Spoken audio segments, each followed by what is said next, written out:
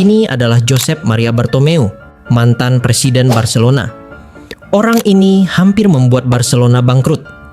Di bawah kepemimpinannya, Barcelona yang baru saja meraih treble dan menjadi klub dengan pendapatan terbesar di dunia, berubah menjadi klub dengan utang lebih dari 1,3 miliar euro, dengan beban gaji tertinggi di Eropa, mendatangkan pemain gagal dengan harga ratusan juta euro, hingga membiarkan Lionel Messi meninggalkan Camp Nou.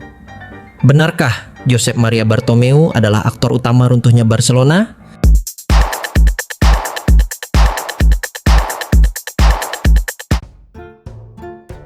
Pada tahun 2015, Barcelona berada di puncak dunia. Mereka meraih treble winner, memiliki trio mematikan: Messi, Luis Suarez, dan Neymar, serta menjadi salah satu klub dengan pendapatan terbesar di dunia.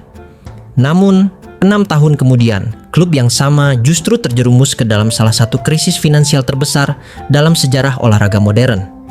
Pada tahun 2021, Barcelona mengumumkan total utangnya telah melampaui 1,3 miliar euro. Beban gaji pemain mereka menjadi yang tertinggi di Eropa. Hal ini berdampak kepada klub yang kesulitan mendaftarkan pemain baru. Dan yang paling mengejutkan, mereka gagal mempertahankan Lionel Messi yang pergi karena terbentur aturan financial fair play La Liga. Bagi banyak orang, momen itu menjadi simbol bahwa Barcelona benar-benar telah runtuh. Di balik krisis tersebut, ada satu nama terus menjadi sorotan. Nama itu adalah Josep Maria Bartomeu. Mantan presiden Barcelona itu dituduh menghabiskan ratusan juta euro untuk transfer yang gagal, memberikan kontrak bernilai fantastis, dan meninggalkan klub dalam kondisi keuangan yang nyaris kolaps. Josep Maria Bartomeu bukanlah sosok yang datang dari luar Barcelona. Bartomeu telah menjadi bagian dari jajaran direksi sejak era Joan Laporta. Ia kemudian menjabat sebagai wakil presiden di bawah Sandro Rosell. Ketika Rosell mengundurkan diri pada Januari 2014 akibat kasus hukum terkait transfer Neymar, Bartomeu ditunjuk sebagai presiden Barcelona untuk menyelesaikan sisa masa jabatannya. Setahun kemudian, Bartomeu memutuskan menggelar pemilihan presiden lebih awal. Keputusan itu datang pada momen yang hampir sempurna. Barcelona baru saja menjuarai La Liga, Copa del Rey, dan Liga Champions pada musim 2014-2015. Di bawah Luis Enrique, trio Messi, Suarez, dan Neymar menjelma menjadi lini serang paling mematikan di dunia. Dengan modal kesuksesan tersebut, Bartomeu memenangkan pemilu klub dengan lebih dari 54% suara socios, mengalahkan Joan Laporta dan para kandidat lainnya. Setelah resmi terpilih, Bartomeu memiliki ambisi besar.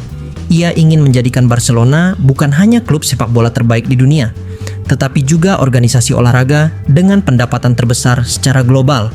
Di bawah kepemimpinannya, Barcelona memperluas kerja sama dengan sponsor, mengembangkan Barca Innovation Hub, merancang proyek renovasi Espai Barca, serta menargetkan pendapatan tahunan menembus 1 miliar euro.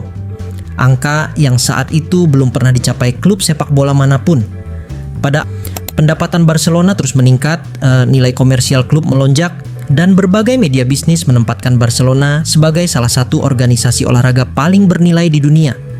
Namun, di balik pertumbuhan yang terlihat mengesankan itu, mulai muncul keputusan-keputusan finansial yang perlahan membangun fondasi krisis yang baru akan terlihat beberapa tahun kemudian. Titik balik kepemimpinan Bartomeu datang pada musim panas 2017, ketika Paris Saint-Germain menebus klausul pelepasan Neymar senilai 222 juta euro, yang menjadikannya transfer termahal dalam sejarah sepak bola. Bagi Barcelona, ini seharusnya menjadi peluang untuk membangun ulang skuad dengan fondasi yang lebih kuat. Namun, yang terjadi justru sebaliknya. Dalam hitungan bulan, Barcelona menghabiskan sebagian besar uang tersebut untuk merekrut Ousmane Dembélé dan Philippe Coutinho dengan nilai transfer yang jika digabung, termasuk berbagai bonus, mencapai lebih dari 250 juta euro. 2 tahun kemudian, mereka kembali mengeluarkan sekitar 120 juta euro untuk Antoine Griezmann. Dalam waktu singkat, Barcelona menginvestasikan hampir 400 juta euro untuk 3 pemain yang tidak pernah benar-benar mampu menggantikan peran Neymar. Masalahnya bukan hanya nilai transfer yang sangat besar, tetapi juga cara klub membiayainya. Sejumlah pembayaran dilakukan secara bertahap selama bertahun-tahun, sehingga kewajiban finansial Barcelona terus menumpuk. Pada saat yang sama, klub juga memberikan kontrak dengan gaji yang sangat tinggi demi mempertahankan para pemain bintangnya, yang sekaligus menarik nama-nama besar ke Camp Nou. Akibatnya, beban gaji Barcelona terus membengkak dan hingga menjadi yang tertinggi di Eropa, jauh melampaui batas ideal. Di atas namun, pertumbuhan tersebut ternyata dibangun di atas pengeluaran yang lebih besar daripada pemasukan. Klub terus mengejar kesuksesan instan melalui belanja pemain mahal dan menaikkan gaji, sementara kondisi finansial mereka semakin sempit dari musim ke musim. Saat pandemi COVID-19 menghantam pada tahun 2020, fondasi yang rapuh itu akhirnya runtuh.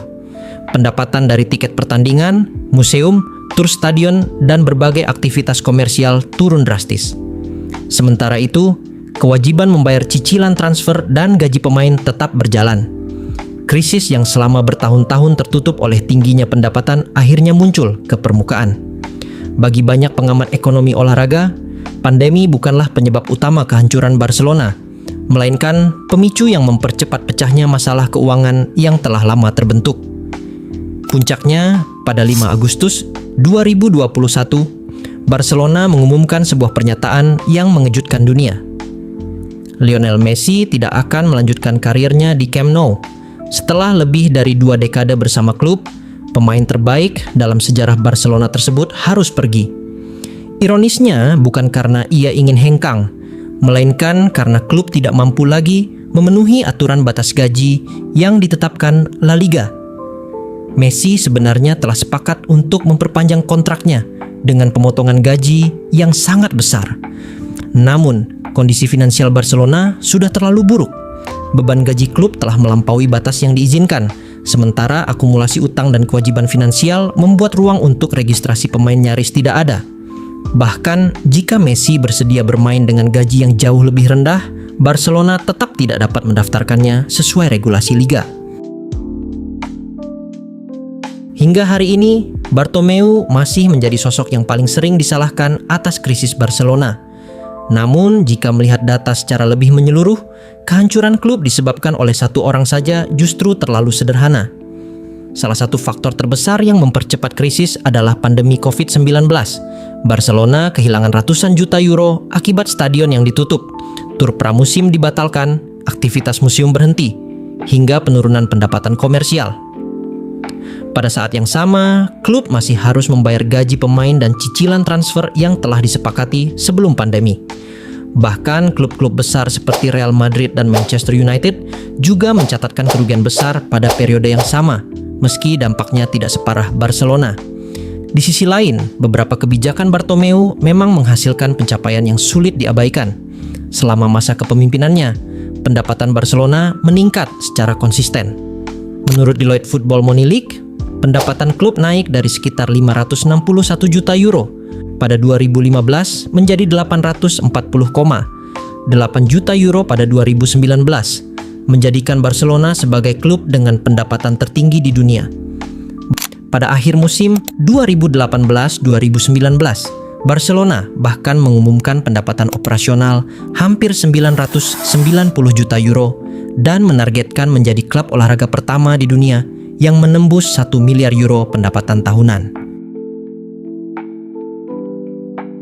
Hingga akhirnya, pada Oktober 2020, Josep Maria Bartomeu resmi mengundurkan diri setelah menghadapi tekanan luar biasa dari supporter, kritik publik, hingga proses mosi tidak percaya. Beberapa bulan kemudian, Joan Laporta kembali terpilih sebagai presiden Barcelona dengan tugas yang jauh lebih berat daripada saat ia pertama kali memimpin klub pada 2003. Ia tidak mewarisi skuad terbaik di dunia, melainkan klub yang dibebani utang lebih dari 1,3 miliar euro, struktur gaji yang tidak sehat, serta keterbatasan aturan financial fair play yang membuat Barcelona kesulitan mendaftarkan pemain baru. Hingga hari ini, nama Josep Maria Bartomeu masih identik dengan salah satu periode paling kontroversial dalam sejarah Barcelona. Kritik terhadap kebijakan transfer, pengelolaan gaji, dan tata kelola klub memiliki dasar yang kuat. Namun, menyimpulkan bahwa seluruh krisis Barcelona hanya disebabkan oleh satu orang juga mengabaikan kenyataan bahwa sepak bola modern dipengaruhi oleh banyak faktor. Tekanan untuk terus menang, inflasi pasar pemain, struktur kepemilikan klub, hingga pandemi global yang mengguncang industri olahraga. Pada akhirnya, warisan Bartomeu bukan hanya tentang utang miliaran euro atau kepergian Lionel Messi. Warisan terbesarnya adalah sebuah pelajaran bahwa pendapatan yang terus meningkat tidak selalu berarti kondisi keuangan yang sehat. Sebuah klub dapat menjadi yang terbesar di dunia dari sisi bisnis, tetapi tetap berada di ambang krisis. Hal ini terjadi jika ambisi tidak diimbangi dengan disiplin finansial. Dan